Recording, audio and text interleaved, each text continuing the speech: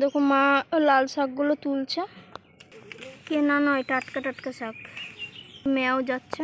প্রথমে আলু লাগিয়েছিল, সেখানে আবার মা কুপিয়ে দিয়ে লাল শাক লাগিয়েছে। দেখো কত সুন্দর হয়েছে। এখন মা সব শাকগুলো তুলে নিচ্ছে বড় বড় দেখে। দেখো বড় গাছগুলো তুলে নিচ্ছে, কারণ নিচে যে ছোট গাছগুলো আছে সেগুলো রোদ পাবে, ভালো গ্রোথ হবে তার জন্য। এই গাছটা দেখো কত সুন্দর লাগছে দেখতে, সবুজের মধ্যে লাল আভা। দেখো শাকগুলো তুলে নিয়েছে। এখন ছোট্ট মাঠটা খালি হয়ে গেছে, আর ছোট ছোট গাছগুলো এখন গ্রোথ হবে, বড় হবে তার জন্য। দেখো কত শাক তুলে দিয়েছে মা। এগুলো ঘরে নিয়ে যে বাছবো, ধুবো, তারপর রান্না করা হবে। আর মানে বাগানে টাটকা শাক খেতেও ভালো লাগবে।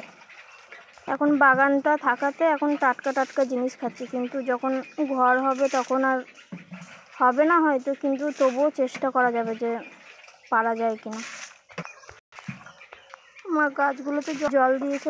দেখো আমাদের বাগানে মিনি